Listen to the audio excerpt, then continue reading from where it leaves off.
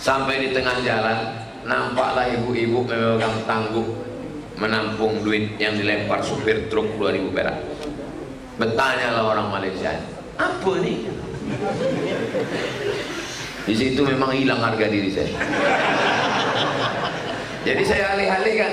Saya bilang Riau ini adalah negeri yang sangat subur, minyak terbaiknya. Dia tetap juga bertanya, apa tadi itu satu?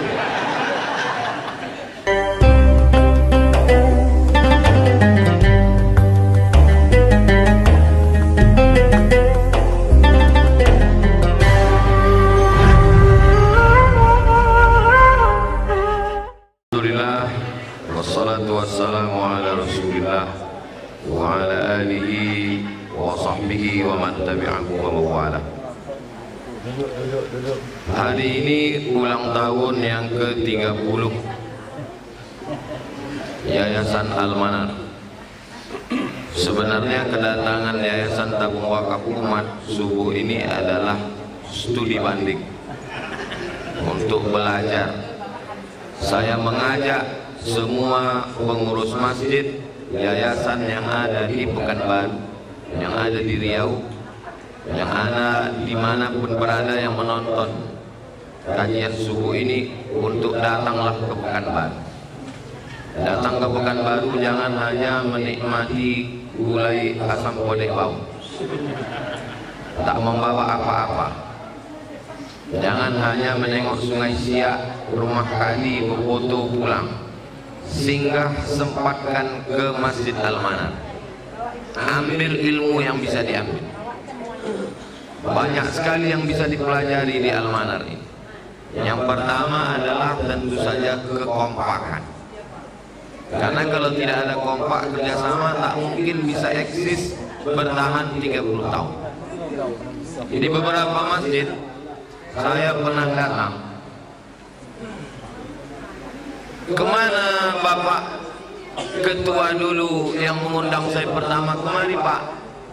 Mohon maaf Pak Ustaz, dia sejak tak terpilih lagi tak datang lagi ke masjid.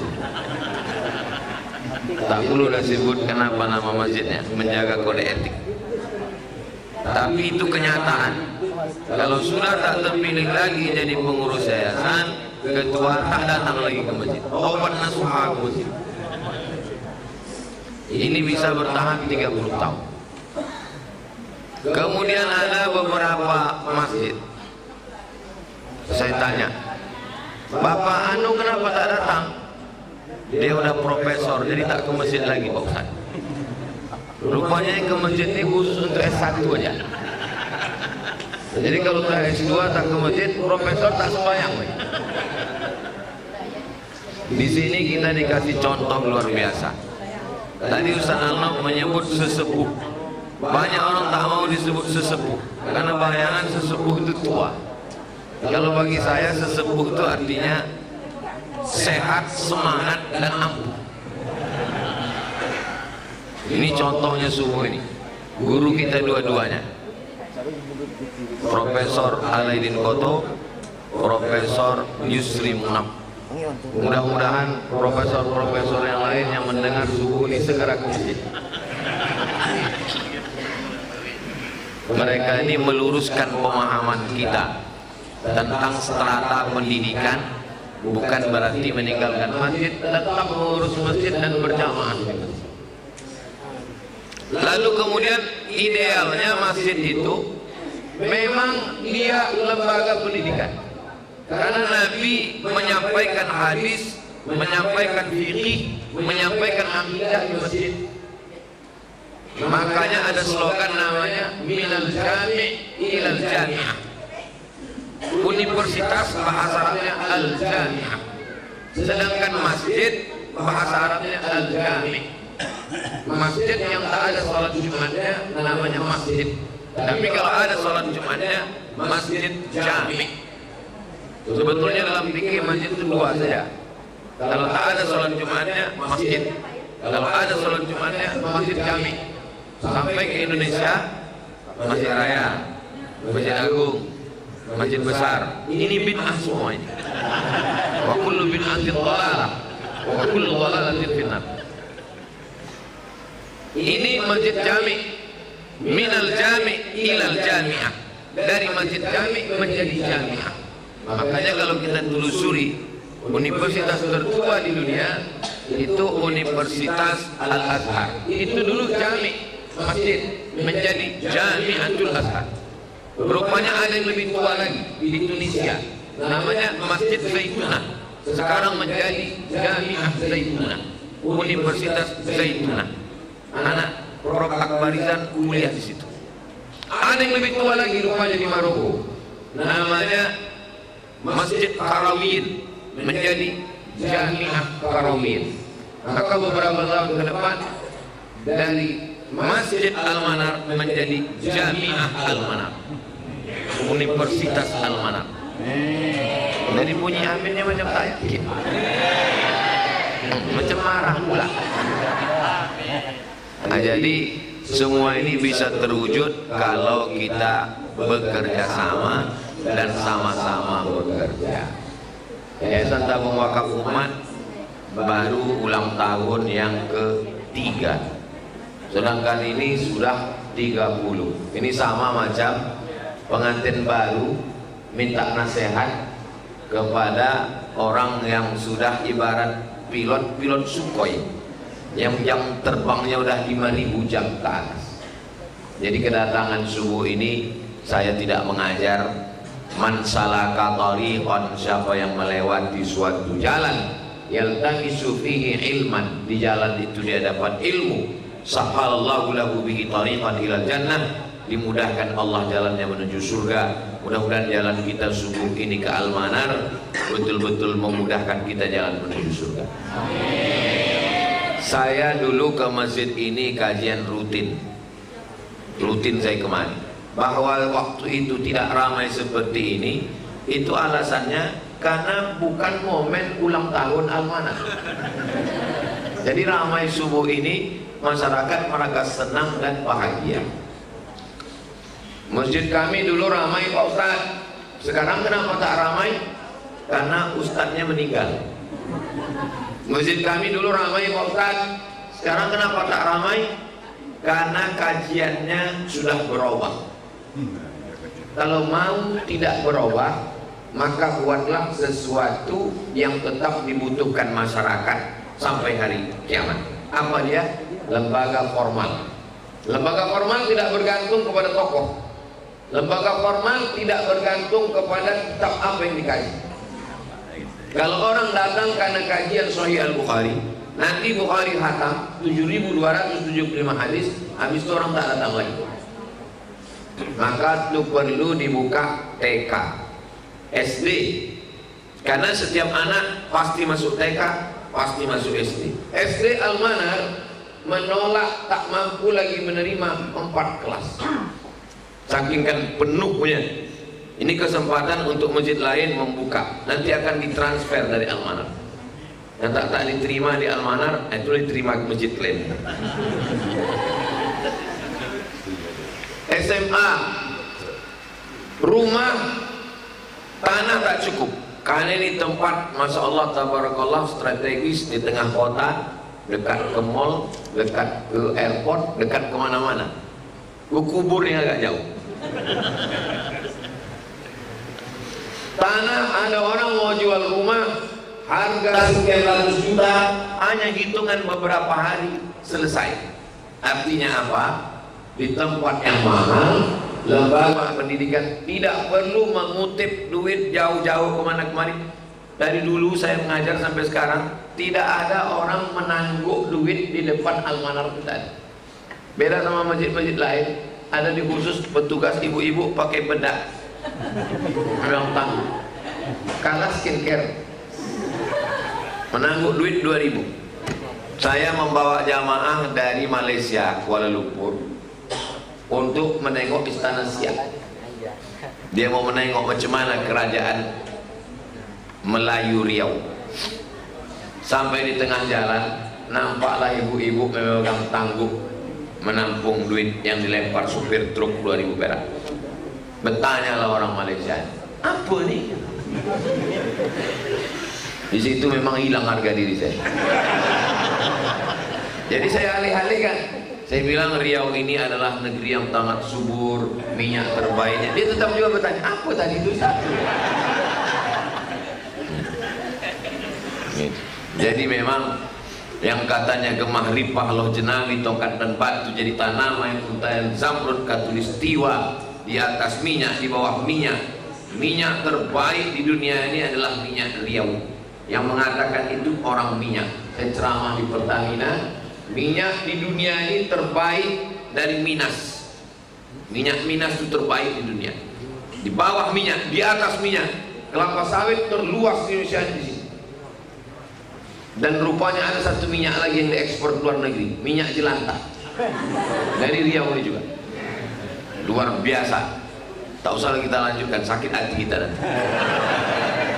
Tapi yang jelas cerita bahwa Al-Manar tak perlu mengutip duit kemana-mana. Selesai pembangunannya, selesai masjidnya, megah, mewah, cantik, maka kami semua mengucapkan tahniah, selamat hari jadi ulang tahun yang ke-30 Yayasan Al-Manar. Semoga ke depan lebih baik, bermanfaat untuk umat dan bangsa, insyaallah.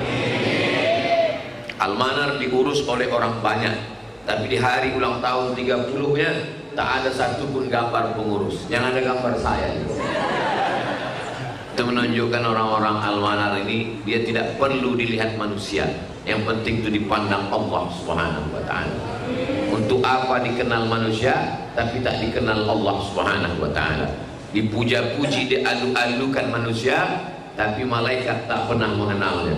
Mudah-mudahan kita semua dikenal karena kebaikan-kebaikan, insyaallah. Harimau mati meninggalkan belang, gajah mati meninggalkan gading, manusia mati meninggalkan yayasan. Bukan yayasan bermasalah, tapi yayasan yang menebarkan kebaikan, masjid-masjid punya lembaga pendidikan dan lain sebagainya. Kita lanjutkan membaca kitab At-Targhib wa Tarhib karya Imam Al-Hafiz Al-Munziri yang diringkas oleh Al-Hafiz Ibnu Hajar Al-Asqalani. Al-Hafiz artinya hafal 300.000 hadis. Mahasiswa saya dulu di UIN ada juga namanya Al-Hafiz, tak ada hafal apa-apa, namanya aja Hafiz. Memang tradisi kita setiap subuh Sabtu ke-2 tiap bulan membaca kitab. Kita lanjutkan nomor 243. Qala Al-Hafiz Al-Munziri bisanadihi. Imam Al-Hafiz Al-Munziri dengan sanadnya sampai kepada sahabat Nabi namanya Abdullah bin Amr bin As. Nabi punya sahabat yang pada masa pemerintahan Umar bin Khattab diangkatlah dia menjadi pemimpin membebaskan Mesir. Dari Madinah ke Mesir itu sekarang kami dulu haji naik kapal laut 3 hari 3 malam. Dulu naik kapal kayu menyeberang Laut Merah sampailah mereka ke Mesir. Didirikannya lah masjid. Maka berdirilah masjid paling tua pertama di Afrika. Itulah dia namanya Masjid Amr bin As. Imam Syafi'i mengajar di Masjid Amr bin As itu. Panjang umur sehat badan. Nanti kita akan adakan tur ke Mesir, sholat di Masjid Amr bin As, insyaallah. Ongkos tanggung masing-masing. Amr bin As ini punya anak laki-laki, namanya Abdullah bin Amr bin As. Beda sama bapaknya. Kalau ayahnya Amr bin As itu panglima perang, ahli strategi pemerintahan, politik. Sedangkan anaknya ini orang zuhud, lebih cinta kepada ilmu dan ibadah. Makanya Abdullah bin Amr bin As ini pernah tidak makan puasa terus, lalu kemudian tidak tidur malam, tahajud terus, dan istrinya pun melapor. Dia menjauhi istrinya. Lalu kemudian ayahnya Amr bin As mengadu ke Nabi sallallahu alaihi wasallam, "Ya Rasulullah, anakku ini udah tak makan-makan lagi, puasa terus. Malam pun dia tahajud terus, istrinya pun tak didekatinya. Ini dalil bahwa seorang ayah boleh melaporkan anaknya kalau terlalu ekstrim beribadah. Jadi bapak kalau ada anak bapak terlalu ekstrim, boleh laporkan ke Ustaz. Alhamdulillah di Pekanbaru ini beberapa bapak pernah melaporkan ke saya. Ustaz Somad, anak saya ini di kamar terus. Kenapa dia Pak? Main game online terus. Tolong Ustaz ruqyah dulu. Lama saya berpikir, saya bacalah ayat-ayat doa-doa ruqyah itu. Belum ada lagi yang berbunyi Allahumma inni a'udzubika min game online. Anak saya ini ya Rasulullah, malamnya tak tidur, siangnya tak makan.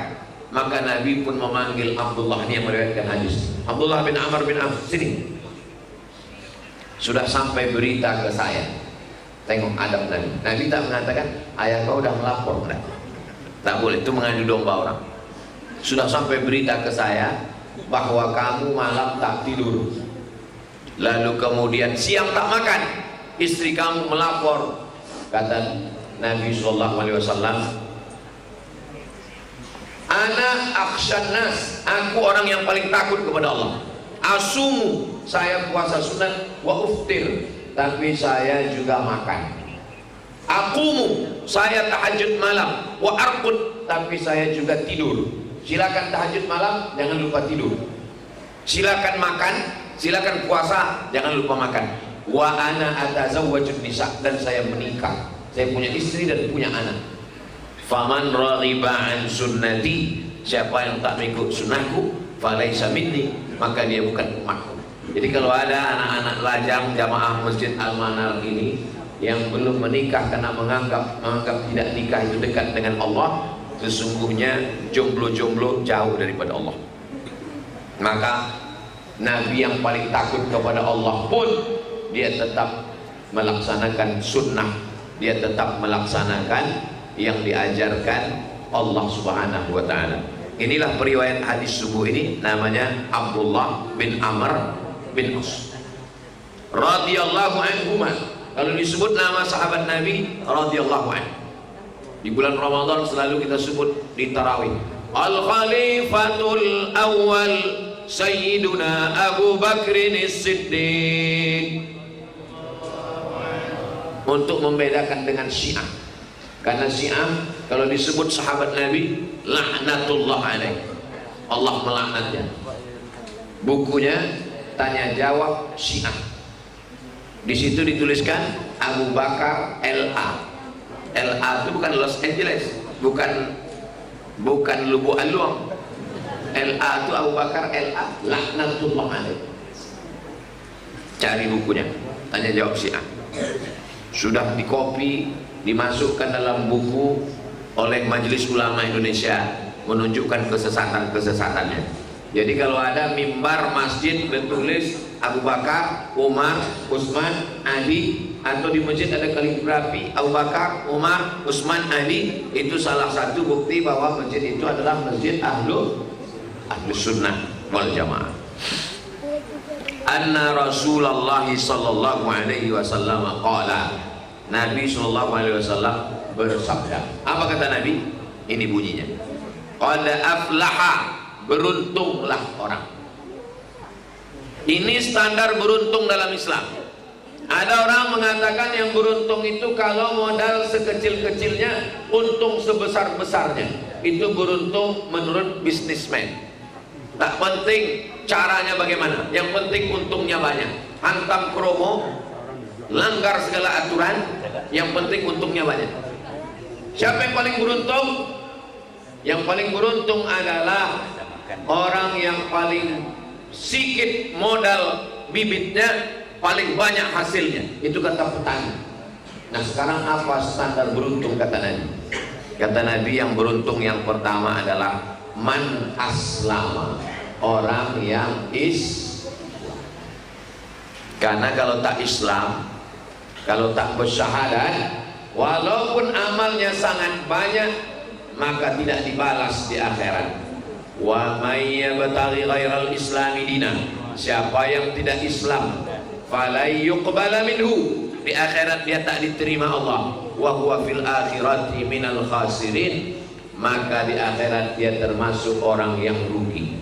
Maka kalau sayang sama kawan sekantor, sayang sama tetangga, sayang sama orang baik tapi belum Islam, maka ajaklah dia. Hebat anak muda sekarang. Kalau dulu ngajak masuk Islam, sekarang enggak. Ayo login. Diajaknya login. Caranya sebutkan passwordnya. Asyhadu an la ilaha illallah, asyhadu anna Muhammadar Rasulullah. Masalah khitan jangan khawatir. Datang ke Al-Manar, ada program khitan masal. Daftarkan segera suami Anda. Bukan cuma anak-anak, laki-laki ibu yang gatal daftarkan segera. Disunat sekali lagi. Hanya dengan sunatron. Nanti ada Ustaz Arnab, ada kita nanti pakai sunatron. Sunatron ini Bapak Ibu, saya kebetulan bintang iklannya.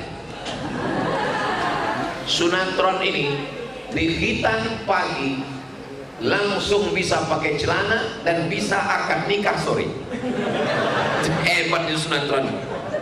Yang punya sunatron ini asli orang Riau, Waatan. Dia lama di Malaysia. Jadi yang mau ingin tahu betul sunatron, setiap bulan kita terus ada sunatron itu, ada terus. Dan anehnya sudah 2 tahun sunatron ini berjalan, tak habis-habis yang dihitan, tak putus-putus. Jadi khitan sunatron ini luar biasa. Bapak-bapak yang ingin merasakannya silakan daftar. Sunatron, anak-anak didaftar. Anak saya khitan sunatron umur 8 hari. Lahir dia hari, lupa pula hari apa nanti. Pokoknya hari ke-8 langsung dikhitan. Jadi waktu anak itu dikhitan, ditanya lah sama Waatan, kapan anak Ustaz ini dikhitan? Saya cari jadwal pas saya pergi ceramah. Saya tak berani menengok anak itu dikhitan. Jadi setelah pulang sudah selesai anak itu dikhitan. Jadi bapak-bapak ibu, siapa yang anak bagus dikhitan, rupanya anak dikhitan di waktu kecil bagus, tidak kotor. Dan salah satu sebab kenapa anak kecil tidak boleh satu saf dengan orang dewasa, rupanya salah satu sebabnya adalah karena tidak dikhitan, ada najis di ujung senapan angin.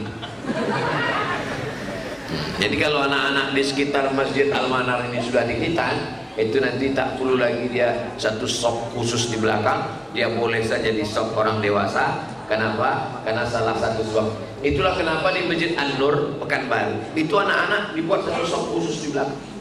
Kenapa? Karena kan tak mungkin satu petugas kita buat di pintu untuk menengok, ini udah berpotong masuk ke depan, jadi belum di belakang, tak mungkin. Begitu juga dengan saudara-saudara kita yang mu'alaf masuk Islam, yang khawatir. Jadi kita salah satu sebab orang takut masuk Islam ini gara-garanya ustaz juga. Ustaz ini khutbah Jumat berceramah berapi-api. Awwalu mahtatana, Nabi pertama yang dikhitan Ibrahim alaihissalam bil qudub, dipotong pakai kampak. Kebetulan orang ini tertarik mau masuk Islam, cuman belum berani masuk masjid. Didengarnya khutbah, dibukanya kaca mobil sedikit, mendengar kampak itu lari tadi. Coba kalau dia ceramah dikhitan pakai sunatron, mendaftarlah ke Al-Manar. Ulang tahun yang ke-30 udah lewat, untuk 31 ke depan insyaallah.